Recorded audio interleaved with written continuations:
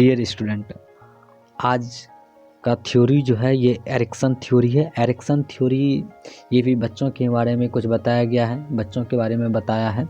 जैसे कि आप जीन पियाजे की थ्योरी देखे थे, उसी के बेस्ड पे उसी का एक अपना अलग थ्योरी एरिक्सन ने दिया है। ये एरिक्सन का जो थ्योरी है बहुत ही इम्पोर्टेंट है। ये लगभग सभी बीएड एग्ज़ाम में पूछा जाता है। आप देखे होंगे कि प्रीवियस एग्ज़ाम जो हुआ है उसमें भी पूछा गया है एरिक्सन थ्योरी। तो एरिक्सन थ्योरी तो देखते हैं, इसका परिचय देखते हैं। सबसे पहले एरिक्सन का जन्म 15 जून 1902 में जर्मनी में हुआ था। एरिक्सन के सिद्धांत के अनुसार पूरा जीवन के 8 चरणों में होकर जाता है। अब देखे थे जीन पियाजे ने 4 थ्योरी बताया था, 4 चरणों में बताया था, जबकि ये एरिक्सन 8 चरणों की बात करता है। 8 चरणों में होकर जाता है। प्रत्येक चरण में एक विशिष्ट विकासात्मक मानक होता है। इसके अनुसार समस्या कोई संकट नहीं होती, बल्कि संवेदनशीलता एवं सामर्थ्य को बढ़ाने वाला महत्वपूर्ण बिंदु होती है। समस्या का व्यक्ति जितनी सफलता के साथ समाधान करता है उसका उतना विश्वास होता है। जैसे कि ये कह रहा है कि एरिक्सन का कहना है कि जो व्यक्ति जो भी प्रॉब्लम के साथ अच्छे से उस प्रॉब्लम का सॉल्यूशन करता है, उनका दिमाग उतना ही विकास करता है, उसका दिमाग उतना ही ग्रो करता है। एरिक्सन के सिद्धांत के अनुसार पूरा जीवन विकास के 8 चरणों से होकर जाता है। प्रत्येक चरण में एक विशिष्ट विकासात्मक मानक होता है, जिसे पूरा करने में आने वाली समस्याओं का समाधान करना आवश्यक होता है।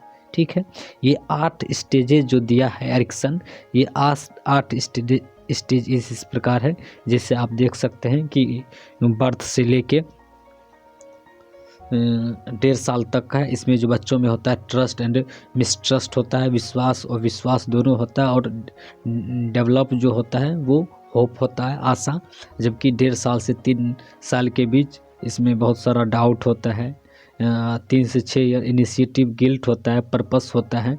जबकि 6 से 12 ईयर में इंडस्ट्री एंड इसमें कम्प्लीटली, जैसा ये सब एक तरह से स्टेजेज 8 स्टेज में एरिक्सन ने बांटा है। और ये 8 स्टेज को हम फुल डिटेल से आगे डिस्कस करते हैं। एक तरह से ये स्टेज जो है आप 8 स्टेज को इस तरह रो वाइज आप सजा लेंगे।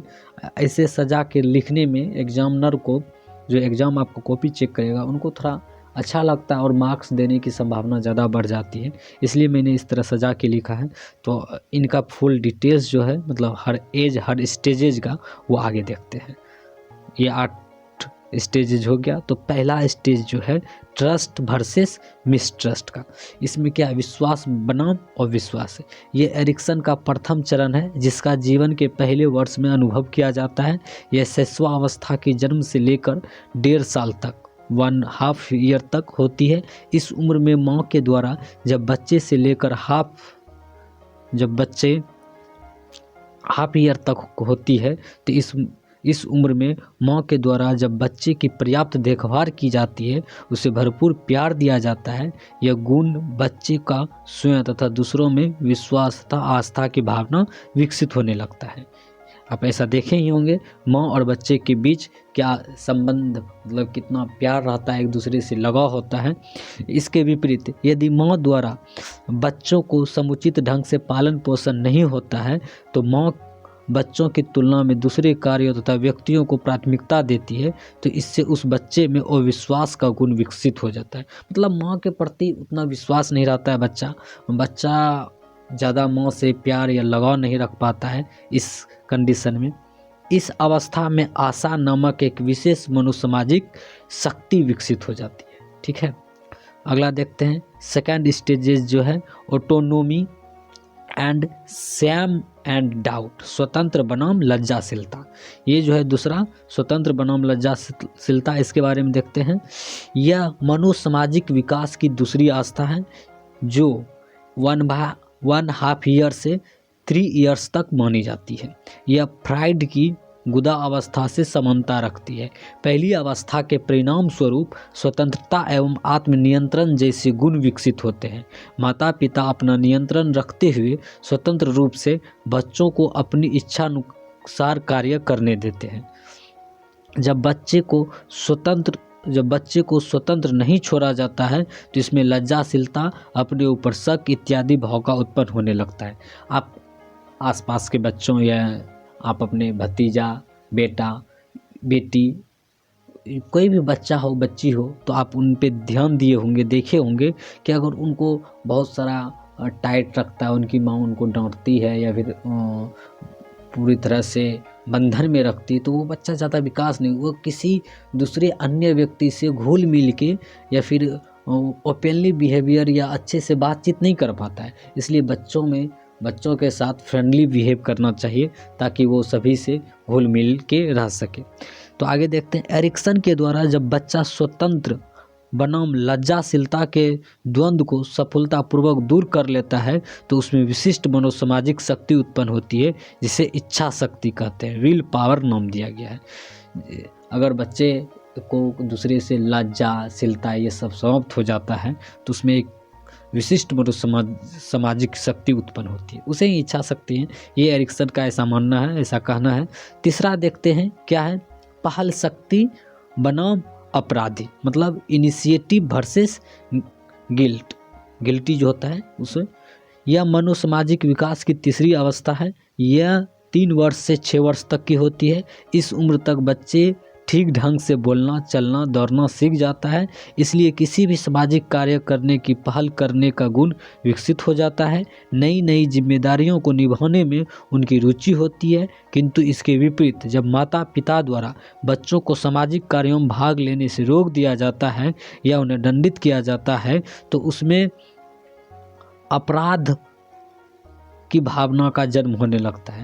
मतलब सामाजिक कार्य जो है बच्चा को रुचि होता है, नई नई जिम्मेदारियां निभाने में उनकी रुचि होती है, ऐसा माँ पापा को ज़रूर बच्चे के उत्साह के लिए करना चाहिए, उन्हें बढ़ावा देना चाहिए कि आप खेलो कूदो, समाज के में देखो क्या हो रहा है।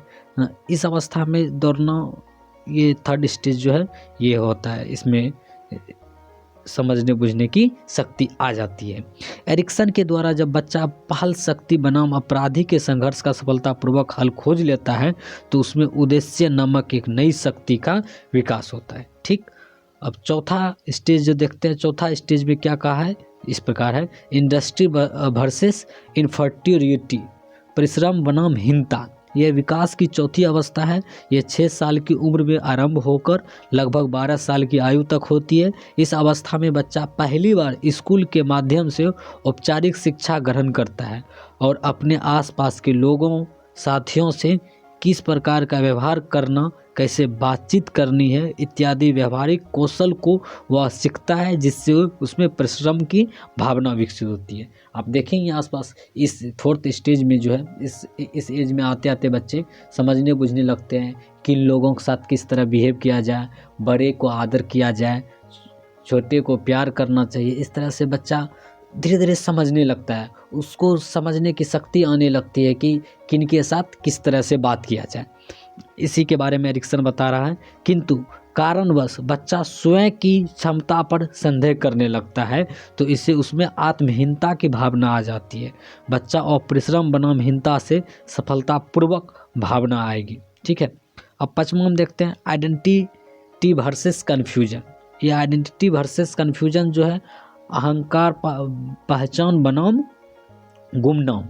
ठीक है, एरिक्सन के अनुसार किशोरावस्था 12 वर्ष से लेकर 20 वर्ष तक होती है। किशोरावस्था, इस अवस्था में किशोरों में 2 प्रकार के मनोसामाजिक पहलू विकसित होते हैं। अहम पहचान मतलब पॉजिटिव, फिर गुमनाम निगेटिव। जब किशोर उनका समाधान कर लेते हैं तो उनमें फिडेलिटी नामक गुण विकसित हो जाते हैं। ठीक है, इस अवस्था में किशोरावस्था होता है बच्चे के लिए। इसमें 2 पहचान और निगेटिव, ये दोनों अवस्था का समाधान जब कर लेता है बच्चा, उसमें एक फिडेलिटी नामक गुण विकसित हो जाता है। ठीक है, 5 स्टेज था वो। 6th स्टेज के बारे में देखते हैं, क्या कहता है, इंटीमेकी वर्सेस आइसोलेशन, घनिष्ठ बनाम विकृति।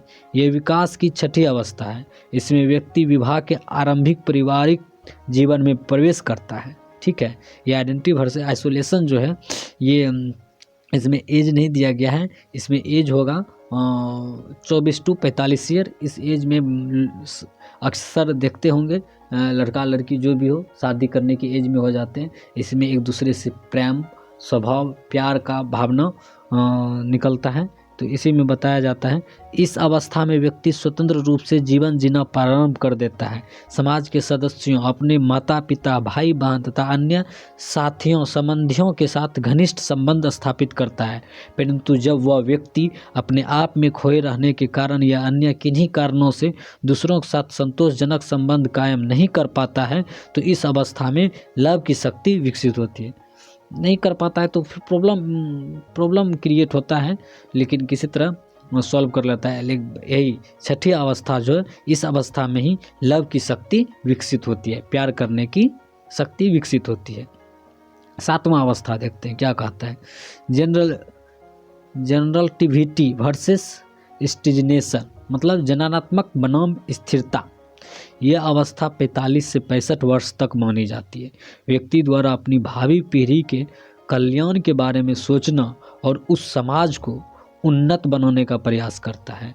जननात्मक का भाव उत्पन्न न होने पर स्थिरता उत्पन्न होने की संभावना बढ़ जाती है, जिसमें व्यक्ति अपनी स्वयं की सुख सुविधा और आवश्यकताओं को ही सर्वाधिक प्राथमिकता देता है। ठीक है, इसमें एक एज हो जाने के बाद अपने ही बारे में, अपना सुख सुविधा, क्या मुझे आवश्यकता है, मुझे क्या चीज़ की ज़रूरत है, इसका ही प्राथमिकता देने लगता है इस एज आते आते। ठीक है, आठवां और लास्ट है जो ये इंटीग्रिटी वर्सेस डिस्पेयर, पूर्णता बनाम निराशा।